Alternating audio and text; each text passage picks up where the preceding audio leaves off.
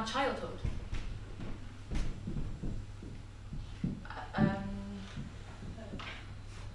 Yeah. I guess.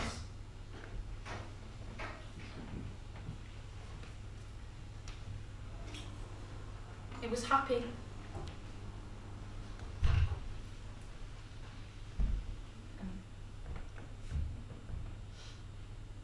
I'm 3.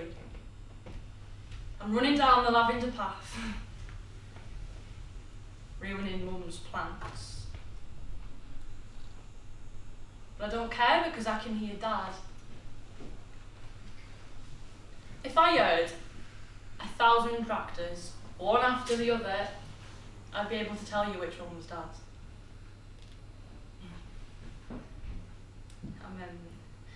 I'm standing at the bottom of the gate like this, and he picks me up with his big sausage hands, which I called sausage hands because his fingers were always swollen from the graft. He piggybacks me down the lane back into the house to scrub the leftover jam off my snotty face. That's my earliest memory. Them types of things? Do you need more than that? I have bits of others.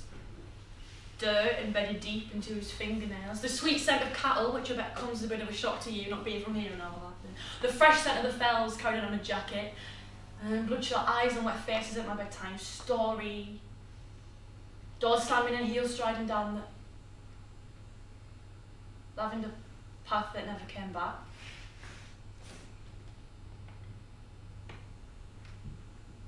He was always nervous. It was Dad, which I always found off because he was built like a brick shithouse. He stuttered a bit sometimes and couldn't get his words out, but it was not daft. After Mum left, he'd sit in front of the fire until yon time in the morning and he wouldn't move. Not a bit. I'd hide at the top of the stairs, clutching the banisters till my hands went white because all I wanted to do was scream, "Dad, I'm here." You know, but even though I was, what, 10 maybe? I knew that was Dad's private moment just for him and I wasn't to intrude.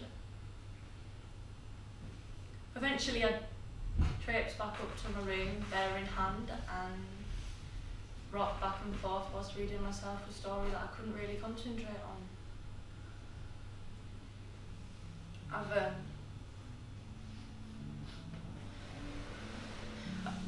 I've not thought about that for a while actually. Every Boxing Day, Dad and I would walk up right to the top of the land to look at everything that was ours, and I'd be fuming, right, because all my friends would be at home, warm, playing with their toys whilst I was up a fell, looking at sheep. When I was really tiny, my dad, he'd zip me up in his fleece and carry me up that way. Because I'd mown all the way to the top, but see, when you get up there, it's like nothing else, it's alive. The wind whispers and the hills breathe this sigh. You should go if you get some time off from foot like me. My dad, when we get to the top, he'd always take in the biggest breath and then let it go, so I started copying him, because he's all I had to learn from, see. Don't you be doing that, lass, he'd say, it'll get you thinking too much, which I never really understood. See, the blood in this flock, it goes back 1,000 years, one of the oldest flocks in the home counties, this lass. Which I thought was a fib, but he seemed to believe it. It's quiet up there, but it's loud. Should I keep going? I remember one day Dad and I were driving to Longtown auction because he needed a new ram for the flock, because the flock were getting a bit too closely related because we hadn't had the money for a new one until then. He was having a go at me because I had the radio up too loud, but they were playing this sweet song I'd never heard before, and it made me feel like I was a movie star or something if I stared out the window dramatically enough. He said, "That's shite that, put Classic FM on." And I said, "Well, you always get the choice of what's on, give us a go."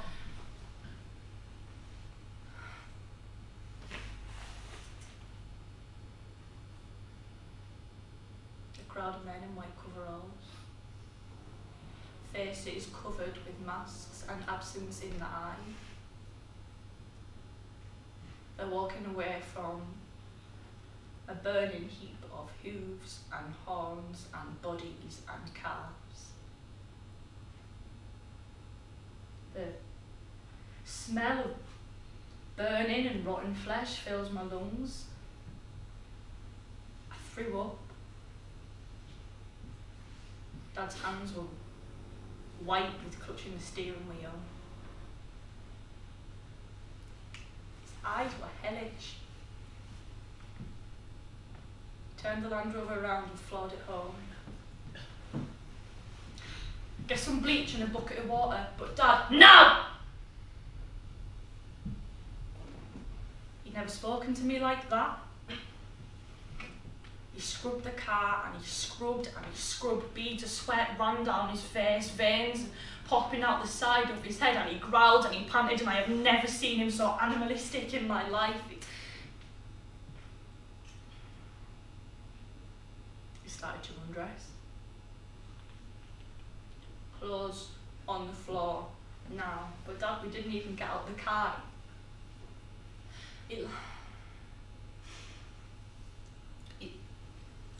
He launched himself at me, grabbed both sides of my arms tightly, face red, foaming at the mouth, staring at me. He pulled my jacket off me, added it to the pile on the floor. He poured petrol over the pile and set it on fire. We watched our clothes burn in silence. My arm still throbbing where he held me.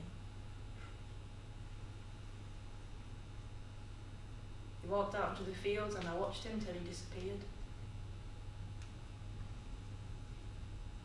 I don't want you to think he was badder out though, because he wasn't.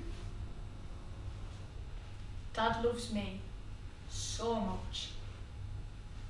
He just lost himself a bit.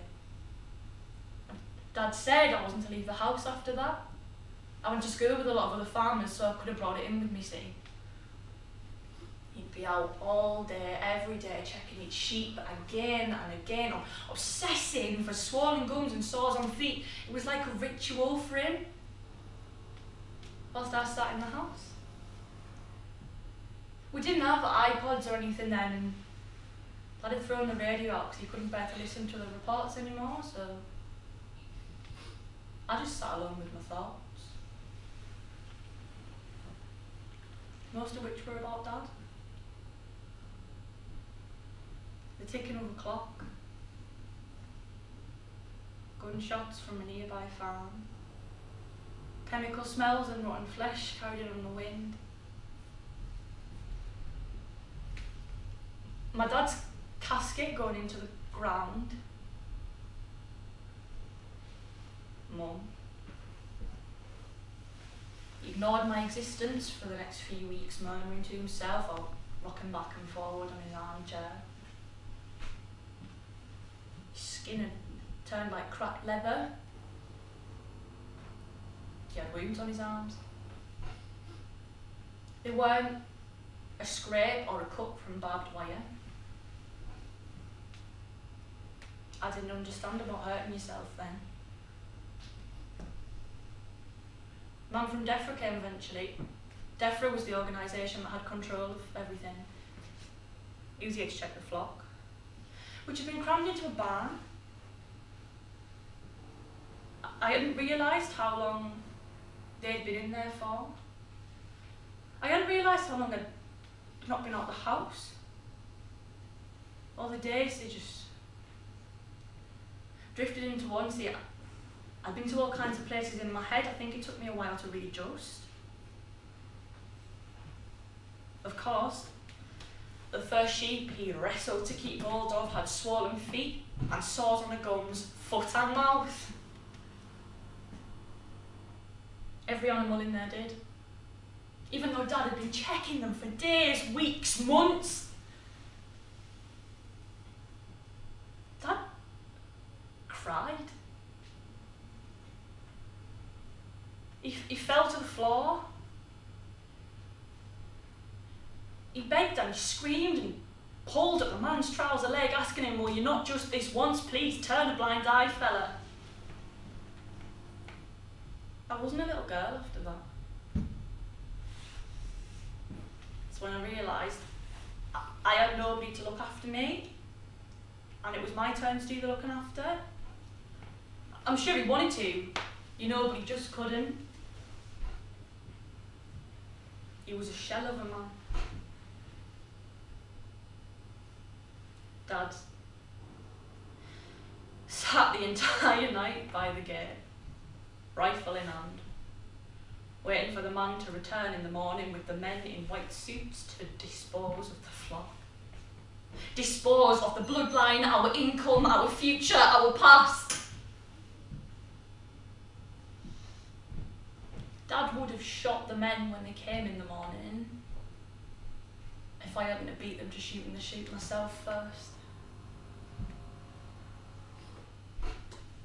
I went into the barn and shot every single animal in there, because if I hadn't, they would have taken him away. And I don't think I could have handled having any less of him than I already did, even though I hated him for what he did. He could have just pulled himself together for me, but he didn't. He chose not to. He became self-absorbed and swallowed by himself.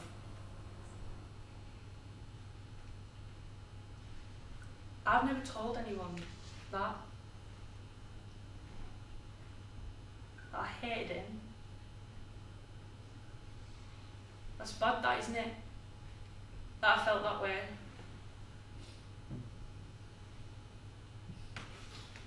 I went to the lambing barn next. There was a sweet heat rising off the ewes feeding the babies.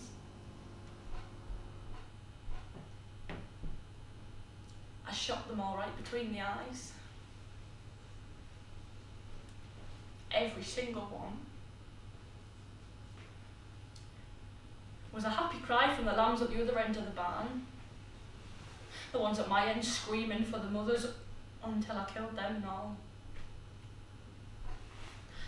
Blood pooled at my feet.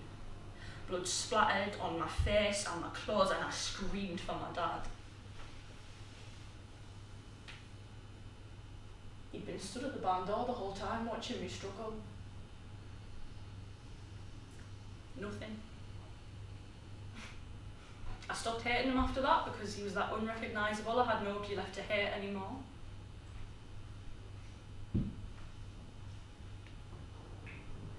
Send some flowers to the wives of the lads what had to put the sheep down. We mustn't look like things are falling apart. I went up to gather the fell for the remaining sheep. They all had to go.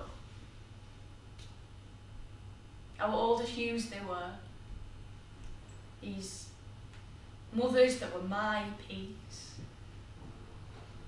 A quiet voice. Each with their own personality like their mothers before them. From the high ground I was stood on, all I could see was towers of smoke rising from the pyres of dead sheep and cattle, and it was just fire after fire after fire after fire, and it smelled fucking acrid. Burning and rotten flesh and hooves and horns sticking out the piles in all directions they shouldn't, and it was so wrong, it was so wrong. I'm sorry, can I just have a minute, please? I've tried to not be able to picture this for a while, and it's clear again.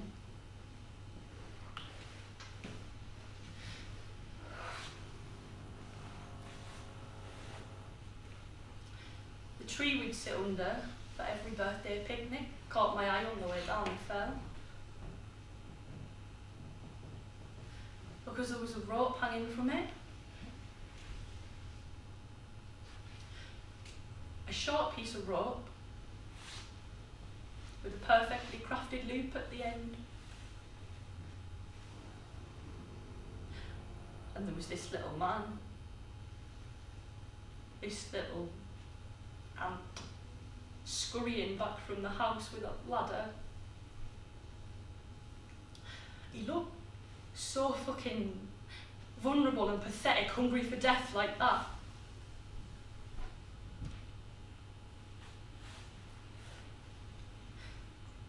think I should have seen it coming? Do you think, now I told you what happened, that I did anything wrong? Actually, I think I did see it coming a bit. Well, you're not supposed to think about the mortality of your parents at that age, are you? Because when you do start thinking about how one day they won't be with us and we will be on our own, well,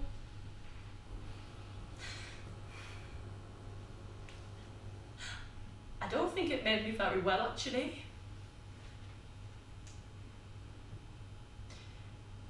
He doesn't know I saw him carefully crawl up each step of the ladder. He still doesn't know I saw him waiting in fear for the right moment, the right impulse. And he still doesn't know I saw him fall to the floor when the rope snapped. And he still doesn't know I saw the sadness in his face when it didn't work.